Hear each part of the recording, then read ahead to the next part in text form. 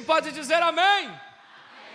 Por favor, abra sua Bíblia no livro de Marcos, no capítulo de número 5, e eu já quero convidar você a pensar algumas coisas comigo acerca desse texto. Esse texto veio ao meu coração durante essa semana e eu gostaria de pontuar algumas coisas com você. Antes de ler o texto em voga, eu queria que você abrisse aí no capítulo de número 5, mas eu gostaria de contextualizar o que se passa aqui. Nesse cenário, nós temos alguns episódios. Por exemplo, a começar no início do capítulo, Jesus está atravessando para a região de Gadara e ele encontra um jovem possuído de demônios e o liberta. Sua palavra de autoridade é fenomenal e o jovem é livre. Mas, logo depois que ele liberta esse jovem, ele pega o barco e atravessa para outra margem, retornando desse lugar chamado Gadara. Ao chegar, um homem por nome Jairo, um dos líderes da sinagoga, se aproxima de Jesus e pede-lhe insistentemente que Jesus vá à sua casa. A razão? Sua filha, sua única filha, que na época tinha 12 anos, está à beira da morte. Jesus de pronto lhe atendeu e disse: eu irei à sua casa. Mas no meio do caminho, algumas coisas aconteceram e Jesus para atender uma mulher que há 12 anos sofria de uma hemorragia, de um fluxo sanguíneo, e esta mulher já não aguentava mais o sofrimento, a rejeição e a real situação de seu estado. Ela agora vai entre a multidão, toca em Jesus, Jesus a cura, e quando Jesus sente que de si sai poder, Jesus vai falar com ela, e Jairo, aflito está, porque ele sabe que deixou em casa uma filha doente. É quando Jesus está ali falando com a mulher, que Jairo recebe a visita de algumas pessoas, e essas pessoas chegam para ele e dizem: Jairo, não incomodes mais Jesus, não perturbe mais o mestre, porque sua filha, que estava doente, sua filha agora morreu. Jairo teve um choque, seu coração tem um burburo de emoções, e no meio dessa situação, Jesus disse: eu irei à sua casa, não pare de crer, eu quero ir à sua casa. Quando Jesus chega lá, o cenário de lamentação, de choro e dor era intenso, até o momento em que Jesus entra, vai ao quarto, leva consigo o pai e a mãe, mais 3 discípulos, e diz a palavra que está no versículo de número 41. O versículo 41 do capítulo 5 diz assim: e tomando-a pela mão disse, Talita cumi, ou em outros modos, Talita cumi, que traduzido significa: menina, levanta-te. Menina, levanta-te. Essa história que eu estou a contar a você parte de uma observação que os meus olhos esteve sobre esse texto. E aqui há um tema para essa mensagem: o poder de uma decisão. Mas quando eu olho, eu vejo mais do que um episódio de cura de uma menina, de uma mulher com 12 anos, mais do que a libertação de um homem que vivia atormentado por espírito, mais do que a ressurreição de uma menina que estava morta. Eu estou vendo o poder de uma decisão na pessoa. A decisão que Jairo tem de deixar algumas, o versículo 37 diz que estas pessoas chegaram e disseram: Jairo, não incomode o mestre. Contudo, não permitiu que estas pessoas o acompanhassem. Jesus está dizendo: Jairo, continue crendo. E agora que Jairo vai para casa, Jairo toma uma decisão de deixar algumas pessoas para trás.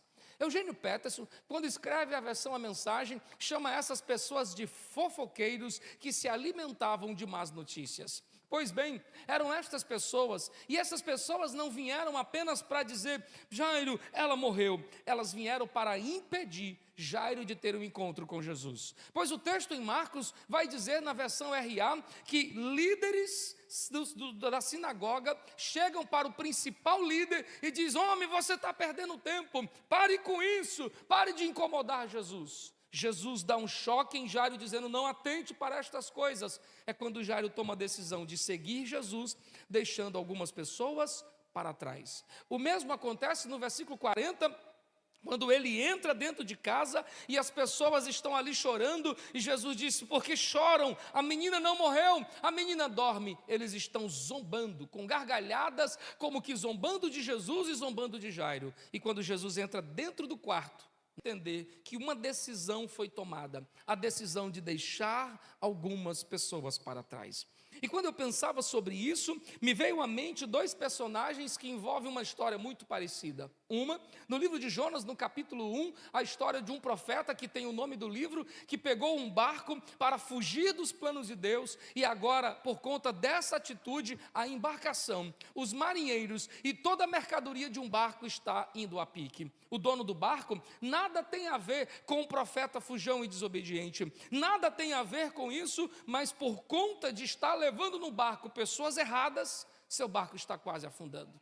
Uma história semelhante, com um fim diferente, se passa em Atos 27. Eu estou falando de Paulo, que está preso e sendo levado para Roma para ser julgado. Ali uma tempestade, que um vento sul que soprou ao contrário, está fazendo com que a embarcação fique assolada. A embarcação está quase se perdendo. E Paulo levanta a voz e disse: senhores que estão nessa embarcação, eu lhes asseguro que ninguém vai morrer, porque o anjo de Deus comigo falou e todos nós escaparemos com vida.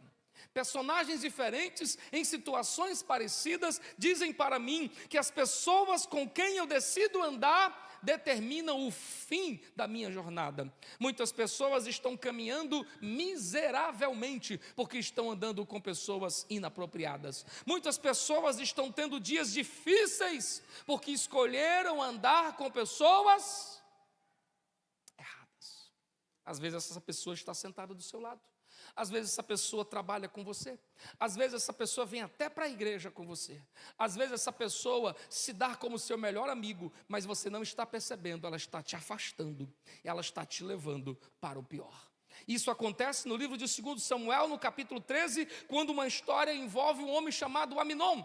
Aminon é filho de Davi, e ele é tomado por um sentimento estranho, ele está apaixonado por sua meia-irmã, e agora doído de amor, morrendo de amor, de paixão louca e doentia, ele tem um amigo por nome Abinadab, e Abinadab se aproxima dele, é primo, e diz: o que você tem, homem? Você está emagrecendo. E Abinadab vai dar o conselho errado, levando o Aminon a abusar de sua meia-irmã. Pessoas erradas, conselhos errados, final muito mais errado ainda. Com quem você está andando? Ei, moça, quem é o garoto que você está escolhendo para namorar? Ele pode determinar a sua vida infeliz. Ei, rapaz, quem é a menina com quem você está escolhendo namorar? Você pode viver uma vida terminantemente infeliz, porque você escolheu pessoas erradas.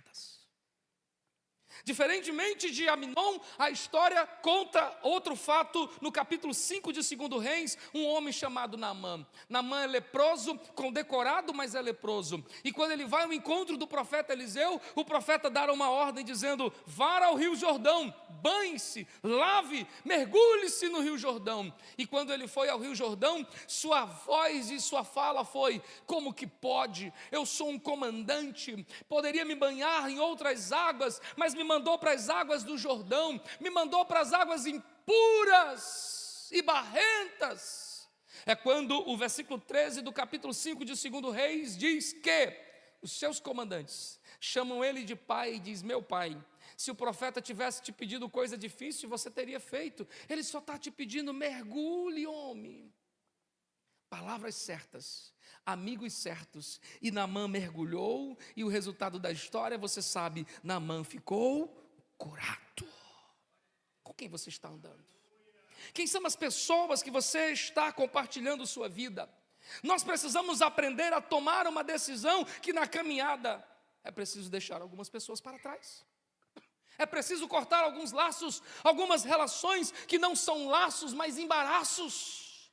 O pior é quando nós temos que deixar para trás não apenas pessoas, mas traumas. Você sabia que às vezes o maior inimigo não está do seu lado, está dentro de você? É você mesmo, que não consegue caminhar porque você está preso e não consegue tomar a decisão de romper com algumas cadeias que você mesmo criou. Quando eu falo nisso, eu me lembro do capítulo 19 de 1 Reis, um homem chamado Elias, um profeta, um homem de Deus, um homem que orava, mas que está preso nos seus traumas, está preso nas suas dores, nas suas ansiedades, nos seus temores, e quando ele está dentro de uma caverna, ele pede para morrer, e diz: Senhor, basta! O Senhor fala com ele, ele se levanta, come e vai para dentro da caverna. O Senhor fala de novo, ele não consegue compreender que Deus está falando com ele porque ele está preso nos seus traumas. Sua voz, sua retórica, no versículo 4 é essa, dizendo: só eu escapei, mataram todos. Elias está carregando uma prisão dentro do seu coração de um trauma, e isso me leva a compreender o que aconteceu essa semana. Terça-feira, quando terminamos o culto, nosso irmão Charles e Valdete pegaram a moto para ir para casa e, por infelicidade, o pneu está furado. Na hora que eu os vi, disse: meus filhos, guarde a moto, vou deixar vocês em casa. Josué, filho do casal, que tem um laudo de autista, chegou e disse assim: pastor, quero ir na frente. Charles, o pai, logo disse: por que você quer ir na frente, Josué? Porque eu sou autista. A fala de Josué é a fala da geração. Nós estamos carregando coisas e usamos essas desculpas para justificar. Não, é porque eu fui traído e por isso eu não consigo ser feliz. Não, é porque eu tenho um transtorno e por isso não consigo ser feliz. Não, é porque eu tenho medo. Pare de se esconder atrás de cadeias que você mesmo está criando. Você precisa tomar uma decisão e deixar essas coisas para trás.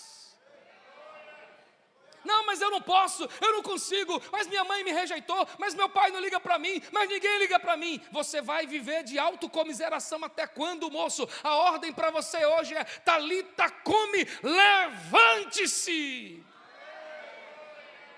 Em 1 Samuel, no capítulo 30, no versículo 4, há um episódio que envolve Davi, e o episódio é: sua casa foi queimada, sua mulher foi levada presa, seus bens foi saqueado, e quando Davi chega em casa, vendo o clarão da fumaça, as pessoas pegaram pedras e disseram: nossa cidade só está assim por causa de você, nós vamos te apedrejar. E diz a Bíblia no versículo 4 que Davi chorou até não ter mais força para chorar. Dá para você entender isso? Davi está vivendo dias ruins, mas Davi não ficou preso naquilo. No versículo 6 diz que de repente Davi encontrou ânimo em Deus. Sabe, irmãos, tem muita gente que não consegue fazer isso, porque estão presos nas suas dores, estão presos nos seus passados. Olhe para mim, irmão, eu sou filho de pai separado, conheci meu pai aos 21 anos de idade, só vi ele uma única vez, criado na casa de minha avó, vivendo num contexto que tinha tudo para não dar certo. Se eu ficasse preso a isso, o que eu seria hoje? Um garoto ansioso, depressivo e angustiado. Eu decidi deixar isso para trás, porque nada pode impedir aquilo que Deus tem para mim. Ah, mas eu tenho isso. Ah, mas eu sou isso. Isso são desculpas, Josués da vida. Pare de viver preso a desculpas. Você pode estar vivendo assim, mas está na hora de você tomar uma. Decida.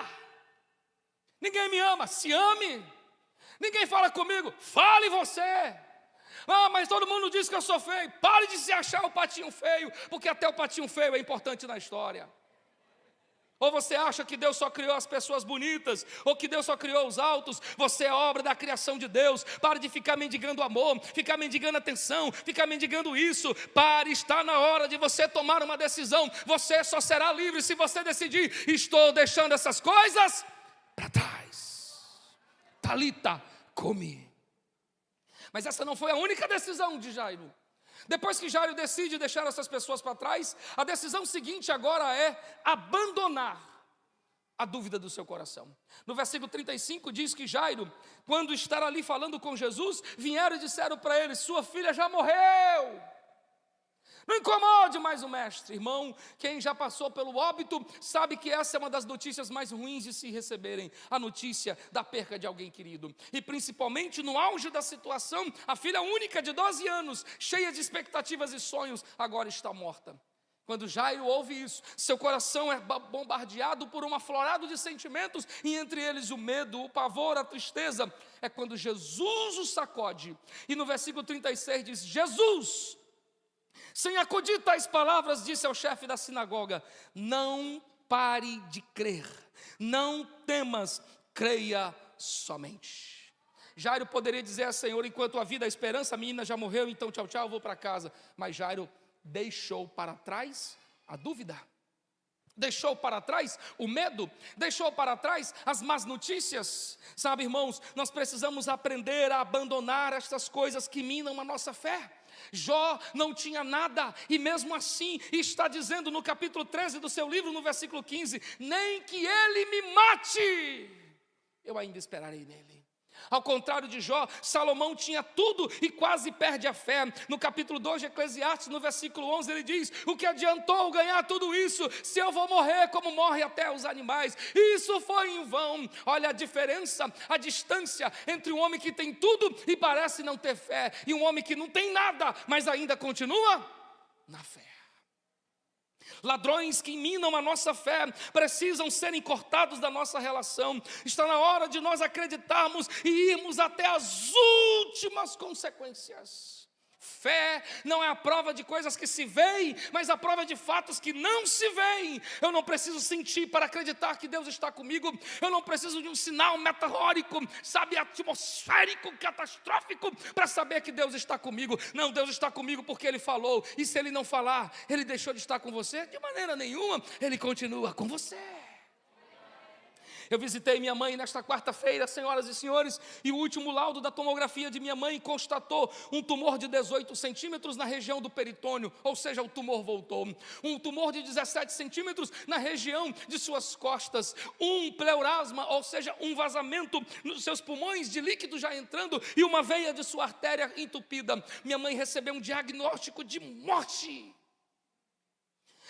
Pálida, sem força, ela está deitada numa cama com um barrigão do tumor que cresceu no peritônio. E quando eu conversei com a mamãe disse: filho, você acha que essa doença vai me matar? Eu não disse para ela, mas pensei, eu acho. Mas minha mãe disse: eu posso até morrer, mas eu vou continuar crendo no meu Jesus que cura.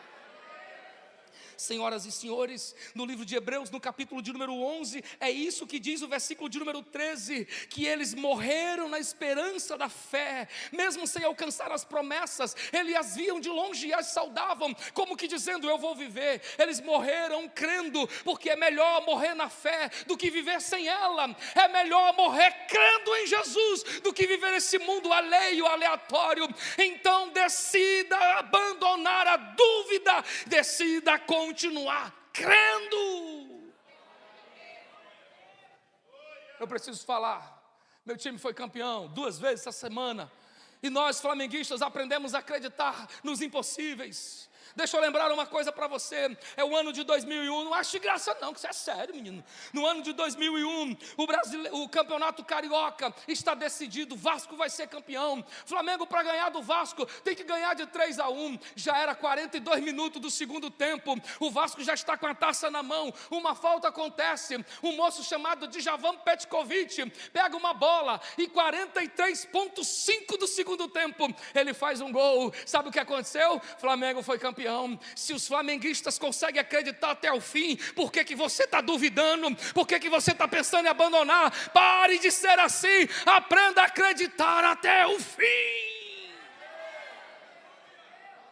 Abandone a dúvida, abandone o que mina a sua fé. Diga: eu decido crer. Você pode dizer isso: eu decido crer. Você pode dizer para quem está do seu lado: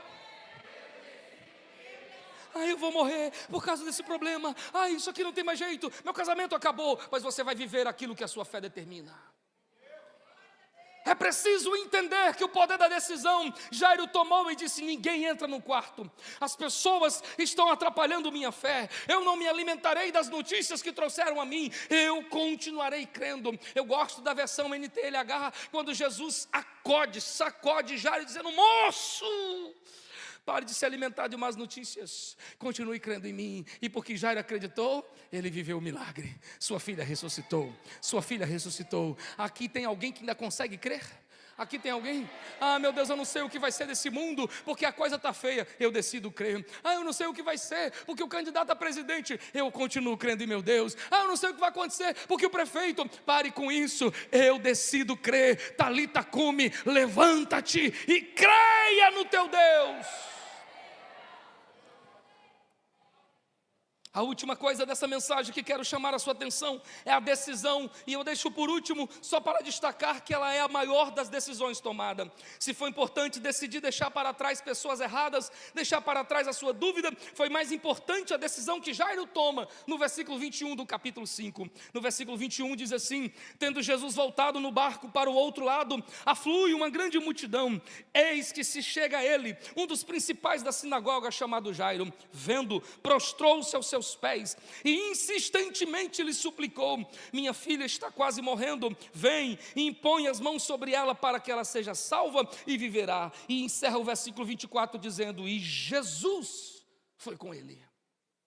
A decisão doravante nesse texto é a decisão de ir até Jesus. Senhoras, olhe para o texto está dizendo que um dos principais da sinagoga. Naqueles dias, o cristianismo não era visto como hoje é. As pessoas judaicas perseguiam o cristianismo e chamavam Jesus da seita dos nazarenos, da seita do caminho. Quem seguia Jesus poderia perder suas famas, seus prestígios, e ele, o judeu, líder de uma sinagoga, está agora indo até Jesus, mesmo sendo religioso, mesmo sendo um homem de muita concordância e entendimentos das escrituras, ele sente que algo lhe falta, e ele toma uma decisão corajosa de ir até Jesus.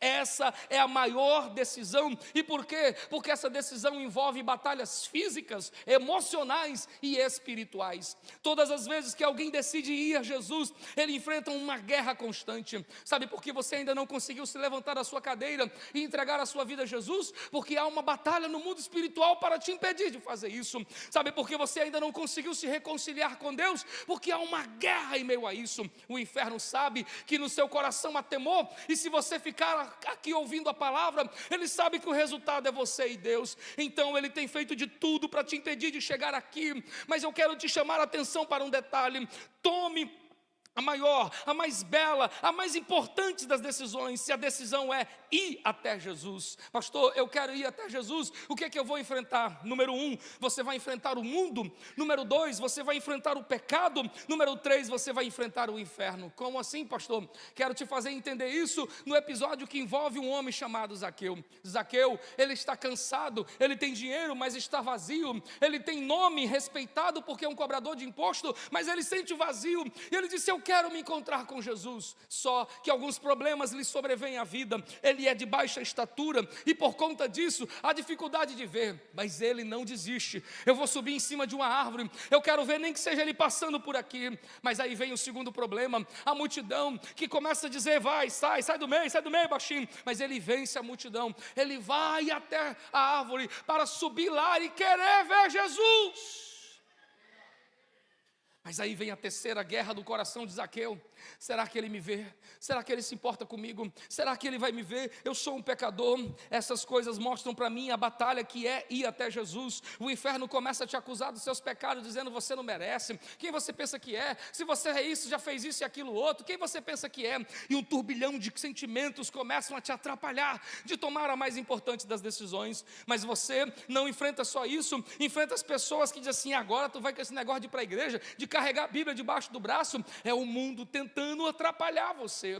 Foi assim também no próprio texto que nós estamos lendo, da mulher que está sofrendo de um fluxo sanguíneo. Ela quer ir até Jesus, mas ela tem problemas. Primeiro, sua fragilidade, sua condição normal, ela não consegue ir até Jesus. Segundo, ela é impura, e se ela tocasse em Jesus, ela seria culpada de tornar impuro um homem santo. E agora ela tem que enfrentar uma multidão que empurra ela para um lado, empurra ela para o outro, mas nada disso impediu ela de ir até Jesus. Ela tomou a decisão, a mais difícil, mas a mais acertada, revelando para nós que Zaqueu e esta mulher são exemplos de que nós precisamos na vida tomar uma decisão. A decisão de escolher a minha esposa, a decisão de escolher a casa onde vou morar, a cidade aonde vou estar, são decisões importantes, mas nenhuma delas é tão importante quanto a decisão de estar com Jesus. Caminhar com Jesus. Em Mateus, no capítulo 11, no versículo 28, um convite é feito: venham a mim todos os cansados e eu vos. Em João, no capítulo 6, no versículo 37, a certeza do convite: todos aqueles que vierem a mim, de maneira nenhuma eu lançarei. Então o convite é feito, o garantia de ser acolhido. Então só o que falta? A sua decisão. No livro de Joel, no capítulo 3, no versículo 14, a expressão é essa: multidões, multidões no vale da decisão. Eis que o fim vem, multidões. As multidões hoje estão no vale da decisão e transferindo para o outro.